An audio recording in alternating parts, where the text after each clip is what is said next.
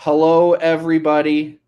Welcome to the first Survivor Calgary All Stars Fire and Ice recap podcast. I am Keegan.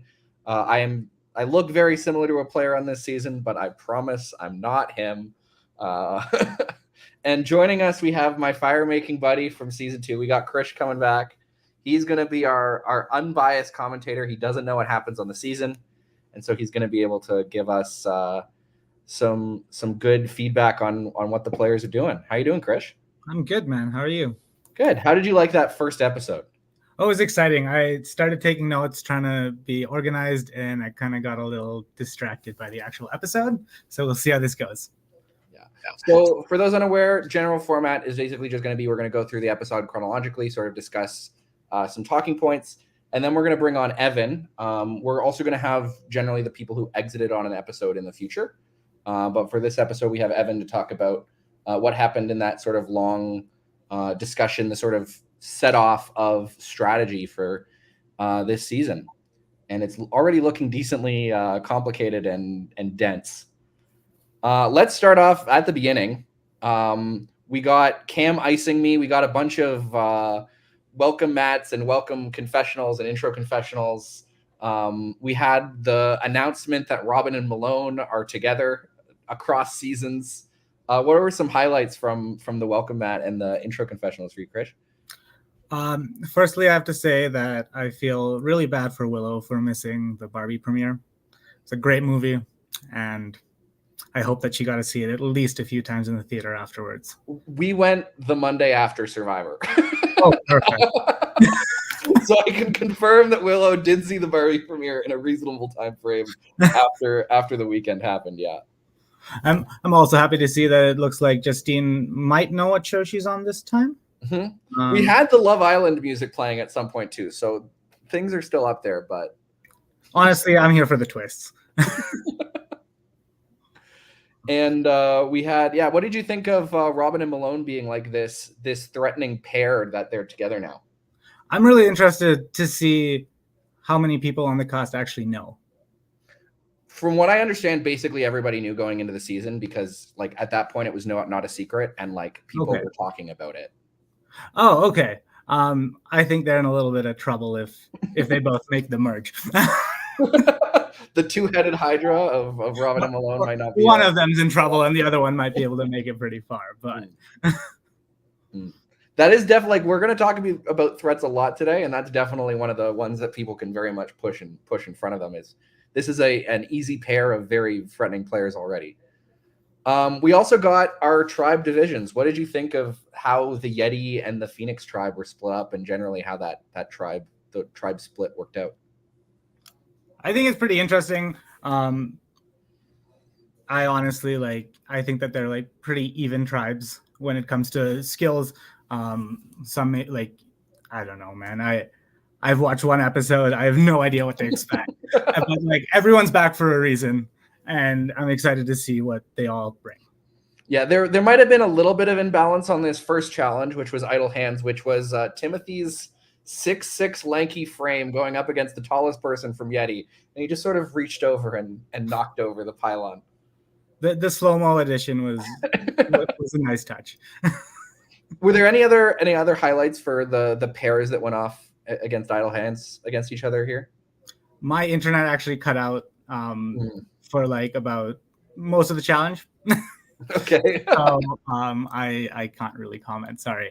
Well, we did have a Cole versus Jackson brother pair at one point, which I believe Cole lost. We had a Justine Willow pair that that Willow had foreseen in her dreams that was going to be coming up, which was interesting. Generally, it seemed like Phoenix pretty well had this challenge. They took an early lead and they sort of just went with it till the end. Got a little bit closer towards the end, but yeah. Most of the wins were sort of luck based, whereas a lot of the Phoenix wins were Timothy reaching over and knocking over a I'm interested to see the future challenges because I know how varied they are. Yeah. And then after the challenge, we saw sort of the Phoenix tribe get together and sort of talk. Initially, it was about the lockbox, and then we saw sort of this core five emerge that might not have everyone in that core five super comfortable. I don't know if your internet cut back for this, but it was basically the season 3 players. It was Justine Craig, Malone, Sydney, and Taylor were the five that were brought up. Sydney initially uncomfortable with how no one was talking strategy, and then was uncomfortable with the people she was talking strategy with because Malone. What did you think of this group of five, and how well do you think it might stay together? I think it might stay together for maybe a vote. I think there's a little bit too much mistrust in between the group of them to last much more. I think that if they go to a couple of tribal councils, we'll see them trying to turn on each other before they get turned on. Do you think, like, out of the 3 who are not in that grouping, which is Cam, Jackson, and Timothy, do you think any of them have a particular shot at sort of infiltrating or getting around that group of 5 for that one vote? I would love to say Cam because he's my boy, but I think his threat level is probably pretty high. Same with Tim, with being a previous winner. So I think Jackson probably has the best shot there. Yeah. Interesting. Well, we'll see who, if they ever lose, who ends up going up in a tribal council, and they end up going there. And then they start sort of talking about who they're expecting to see from Yeti. And we're just going to go over to Yeti. The immediate sort of theme for this seems to be threats versus non-threats. How do we handle the threats coming into the season versus the people who might not have stuck around too long in their original seasons? How do you think a person who is a threat should be balancing this sort of dialogue? And how do you think someone who is not sort of the labeled threat should be approaching this situation? I think you have to, on both sides, you have to toe a pretty fine line. You can't be pushing your agenda too much on either side. But I think if you are a big threat, especially in this season, you need to be teaming up, or you should be teaming up with other big threats to keep your level at least equal. I feel like if you allow too many players with not big threats to get too far, especially to the merge, they probably would end up teaming up together and taking out those so-called threats. Whereas if you're a so-called lesser threat, or not as big of a threat, you want to make sure that you're trying to get the threats out, but also you can't blatantly be saying, I want to get a threat out, because then you'll be the first one on the block. Yeah, because currently, at least on this tribe, it seems like the non-threats are the minority to the threats. Yeah. The non-threats appear to basically be Willow, Sean, and Evan from the dialogues that were happening along the long tribal council. Yeah. Do you have any impressions on who of that 3 sort of did the best at integrating themselves? I think Willow did a really good job. There was a lot of her talking with not just Robin, but then also with the group of threats. And also she just seems very easy to get along with. So I think that'll help as well. Yeah. Sweet. Then we got sort of this first 4 that was formed. This might be a sort of longer lasting one than the 5, but we'll see. Which was sort of formed immediately by Cole and Shervin in their initial talk, which was an Eric, Shervin, Cole, Robin 4. Cole described it as a sort of a foursome of duos. How do you think this one in relation to that group of 5 is from like a stability perspective? I think stability-wise, this one seems on paper to be a little bit more strong. I think, as Cole said, having the 2 duos in there definitely helps. Plus, there's not the same sense of history where the bitterness and the mistrust just like boiling to the surface. It really does seem like Malone is going to be sort of one of the focuses of attention for that early Phoenix tribe. Yeah. just from a sense of like bitterness and also threat level. Then we sort of get around, Sean and Eric talk around, we get a bunch of dialogue from a few people. Who do you think had like highlight moments from these sort of two-person conversations going forward? I think Sherwin did a very good job of being honest and sort of being upfront, which I think would gain him a lot of trust in those one-on-one conversations. And then I also think that Eric also did a very good job. He I think made everyone feel like they were his number one priority with the way that he spoke to them and the way that he asked them their opinions and things like that. So that group from season 3 already doing pretty well, seemingly. Yeah. Eric said a very interesting thing to me when in his dialogue about the vote between Kristen and Sean, which is where this vote was sort of going, which was that he was planning on voting with Kristen so that he could get social capital with 2 people instead of just one, which was Evan and Sean. How do you think that? Like, do you think that's a good move from Eric to sort of be already thinking about getting this sort of side group that is unrelated to his core 4? I think that it's a pretty smart move, because if they do end up losing some more challenges, he'll have more numbers than the other 2 in their 4. And also, if it comes down to the merge, he has some people that are more likely to trust him and work with him. Yeah. Then we have, I think, another highlight conversation, which was the conversation that Willow relayed to others, which was her conversation with Sean, where Sean went through all of the threats and the people he wanted to play with, that like strong players, and did not mention either Willow or Kristen in that group, to Willow's face. How do you think that went for him? I think that might have been the nail in the coffin there. It seems like as very long in the game after that move. I think that he's going to be, maybe he might last a while, but I think that at least Willow will be targeting him a little bit. Do you foresee like a rivalry there going on then? I think so. I hope so. I don't know if that's what we'll see, but I think it would be very fun. Okay. Generally, sort of, what are you, any other standout moments you saw from this sort of pre-tribal period? I think that we pretty much covered most of the highlights. I really enjoyed how much we got to see. So some behind the scenes information. Usually our tribal council periods are like 20 minutes. Yeah. This season they're generally a little bit longer. They're about 30 minutes each. However, this one was 45 minutes.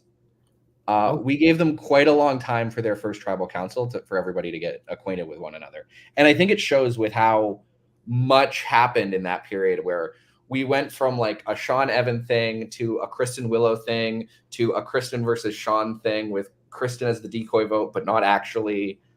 I think it was a very cool thing that when we get these very good players enough time to sort of move around, we see what they can do with it. Definitely, yeah, and makes for good watching too. And I'm sure that the extended period between the first tribal will also help the rest of the game with the relationships formed here. Speaking of tribal, we did see Kristen go here, unfortunately. How do you think she handled this situation? As well as you can. I mean, you're the first one out. You can take it in grace, and that's about it. She's said that she's excited to go to the edge, and that's what we like to see. Yeah. I think it's something that was interesting out of this was that it largely seemed like she was already very nervous about the vote based off that confessional she had. Yeah. But that she was largely putting her trust into Eric and Cole for why she wasn't playing that shot in the dark, why she thought that Sean was going home and not her. Do you think that this is going to backfire on them, or do you think this is a sign of good gameplay from them? I think it's good gameplay.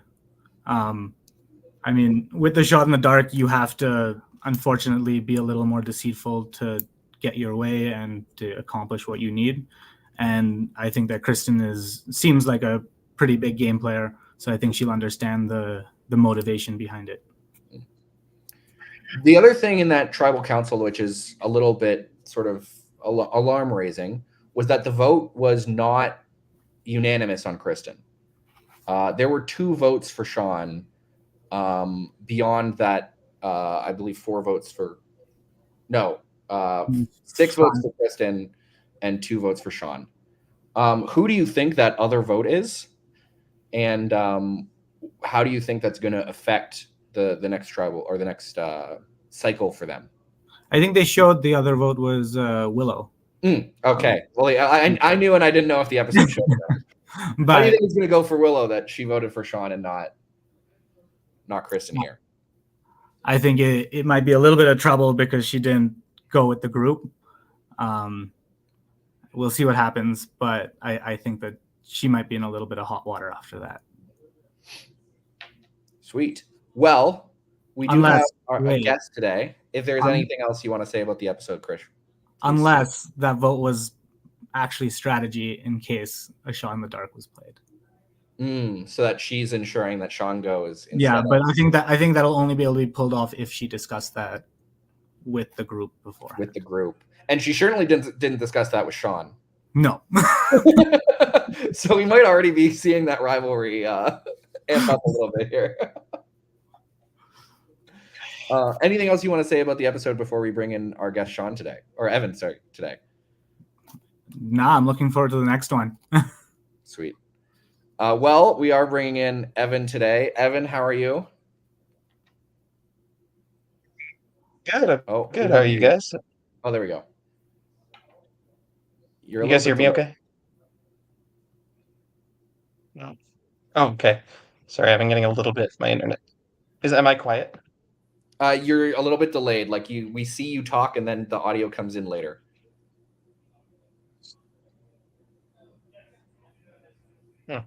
That's weird.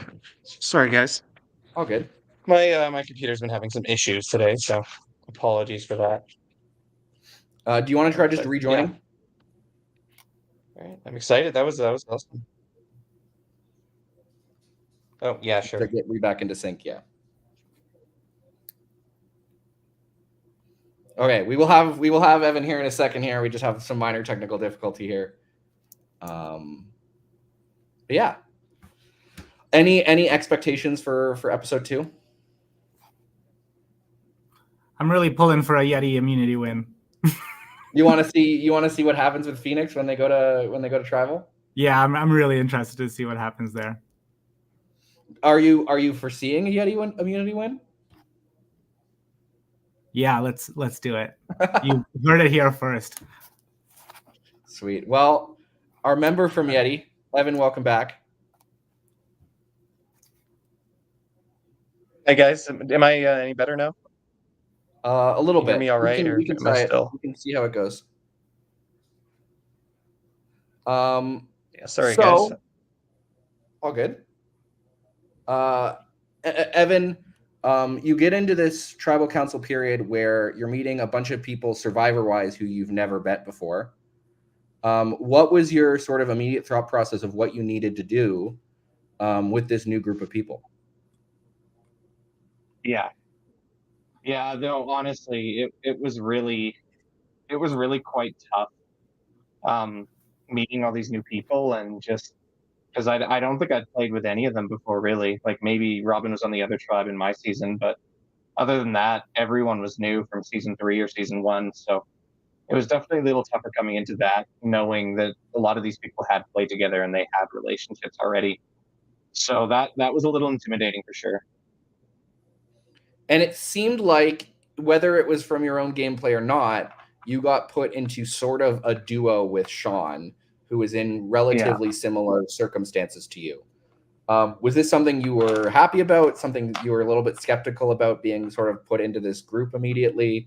Or were you happy that you had someone who you could sort of, at least was in the same circumstances as you?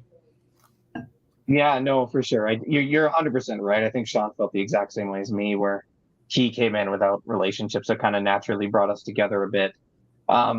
It was never my plan or anything like that. And I was worried that it would put a little bit of a target if people saw us as like this tight, unbreakable duo. So I didn't necessarily want it to seem like that, but no, Sean's a great guy, so it was really he was really good to work with. I can't say anything bad about him, so it was really good to work with him. Yeah, and definitely he understood the circumstances because he felt the exact same way. He was telling me that like it's tough. It's tough not to. It's tough when like 5 people in the tribe are for season 3. I think. Yeah. For sort of that situation going in, you had sort of had a connection with Sean, and it seems like from some of the conversations in confessionals that your main relay point to sort of the larger group might have been Eric. Is this true? And sort of how did that come about as how you were handling this cycle? Yeah, no, absolutely. That was 100% correct. At the start of the game, there it definitely felt like Eric was kind of the one who was the most willing to work with me, other than Sean, of course. But of that group of 5 that I didn't realize was a group of 5 at that point, Eric was definitely the one that kind of wanted to work with us. He was trying to keep strength around, in his words. He's a very easy guy to trust, and I think Kristen probably feels the same because he seems like he's on your side. He gives you all this sweet talk of like, yeah, no, we're gonna work together. I feel really good with you guys. We're gonna vote this way.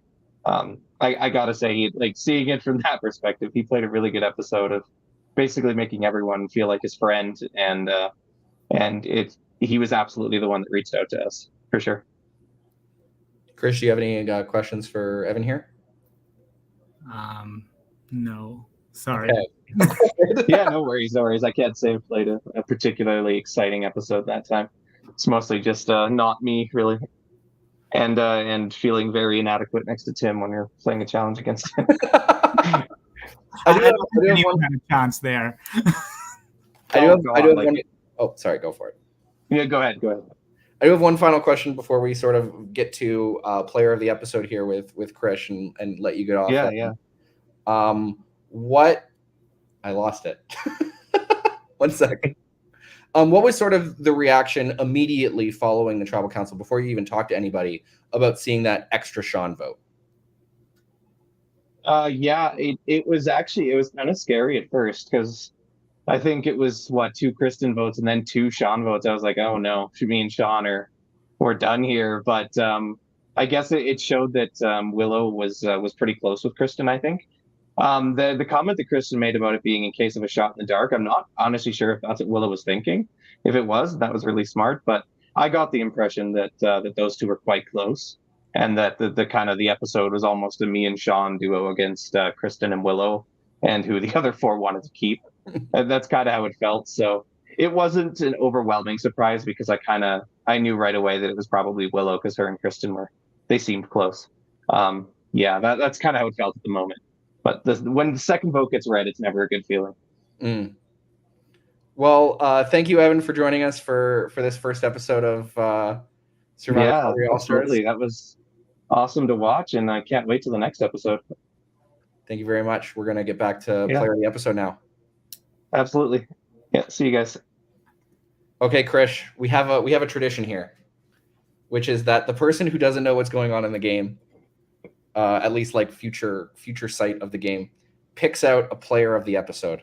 Now, if you'd like, I can give you a short list of people who might be possible candidates. However, if you have some people who immediately spring to mind as sort of a top 3, go for it. Okay, well, honorable mentions would be Willow for showing up instead of going to the Barbie premiere. And then second is Tim's long arms. Then the true player of the episode for me would be Eric. I think that he did a really good job talking to everyone, making sure that he knew exactly what was going on, building trust with basically everyone on the tribe. I think he set himself up for a good season. Yeah, at least a very good position on that tribe going forward if it goes to another tribal council. He's got a good duo with Evan and Sean, who seem to be on his side, as he was sort of the one who was giving them information and the one they can sort of blame for why they're still in the game. And with that sort of core four that Cole initially set up with Shervin of Eric, Shervin, Robin, and Cole. So he's sort of very well positioned in the center of that tribe. Yeah. Cool. Well, any final thoughts? Any final predictions for next week, Krish? As I said earlier, we're seeing Yeti win a challenge next week. Let's go. Come on, Yeti. Let's go, Yeti. With that, we will take off for the first recap podcast for Survivor Calgary All-Stars. We will see everyone same time next week, sort of 15 minutes after the episode. See everybody. Bye.